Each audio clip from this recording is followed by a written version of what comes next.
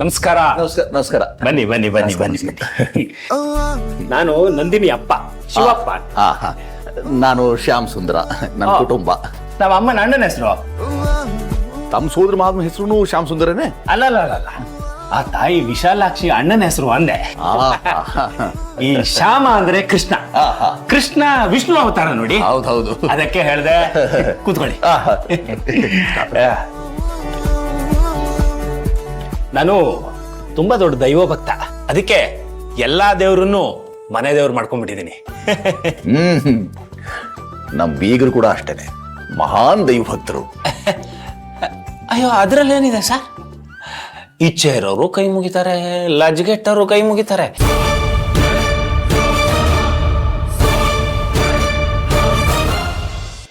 ಅಲ್ಲ, ಹೀಗೆ ಜನರಲ್ ಆಗಿ ಹೇಳಿದೆ ಅಷ್ಟೇ.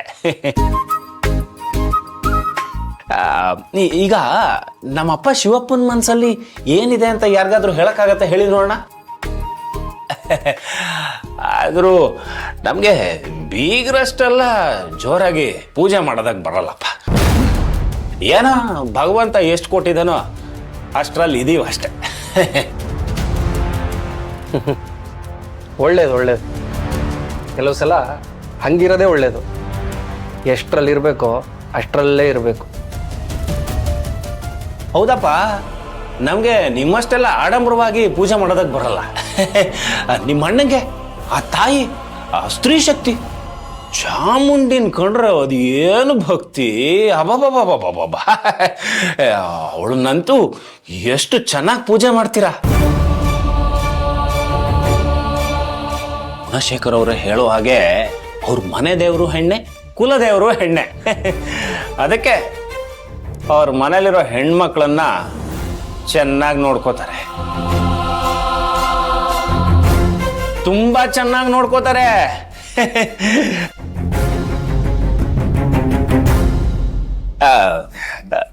ನೀವ್ ಏನ ಹೇಳಿ ಶಾಮಣ್ಣವ್ರೆ, ನೋಡೋದಕ್ಕೆ 2 ಕಣ್ಣು ಸಾಲಲ್ಲ. ಎಂತ ಮಾತಾಡಿದ್ರಿ ಅಲ್ವಾಳಿ ಅಂದ್ರೆ?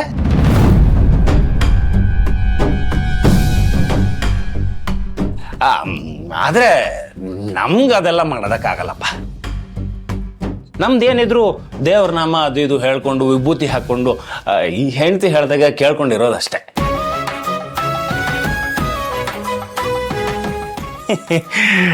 ನಾನು ಹೀಗೆ ಸ್ವಲ್ಪ ನೇರವಾಗಿ ಮಾತಾಡ್ತೀನಿ, ತಮಾಷೆ ಆಗು ಮಾತಾಡ್ತೀನಿ. ಆದ್ರೆ ಏನ್ ಮಾಡೋದು, ಕೆಲವರಿಗೆ ಅದನ್ನೆಲ್ಲ ಸಹಿಸ್ಕೊಳ್ಳೋದಕ್ಕಾಗಲ್ಲ.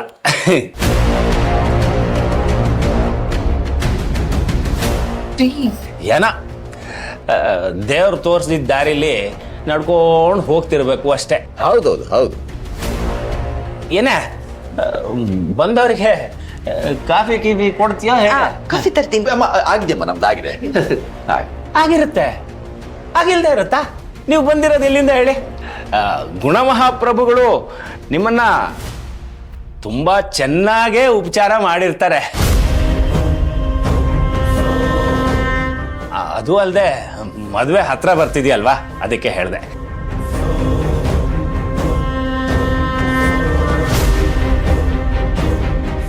ಅರ್ಥ ಆಗ್ಲಿಲ್ಲ. ಅಂದ್ರೆ ಮದುವೆ ವಿಷಯ ಮಾತಾಡ್ತಾ ಮಾತಾಡ್ತಾ ಒಳ್ಳೆ ಊಟನೇ ಹಾಕಿರ್ತಾರೆ ಅಂದಂದೆ. ಹೌದು ಹೌದು. ನಾವು ಹೆಣ್ ಕೊಟ್ಟಿದ್ದೀವಲ್ಲ, ನಮಗೂ ಅನುಭವ ಇದೆ. ಅವ್ರ ಬಗ್ಗೆ ಎಲ್ಲ ಗೊತ್ತಲ್ಲ ನನಗೆ.